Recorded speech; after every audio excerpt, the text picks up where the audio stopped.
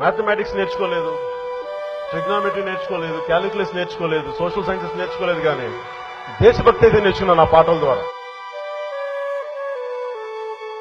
అంటే నేను చదివే పుస్తకాలకి కనిపించే వాస్తవ ప్రపంచానికి రెండింటికి సంబంధం లేకుండా ఉండేది. ఆ బాధతో నేను ముడిచిపోయాను, నాకేం చేయాలో తెలియదు.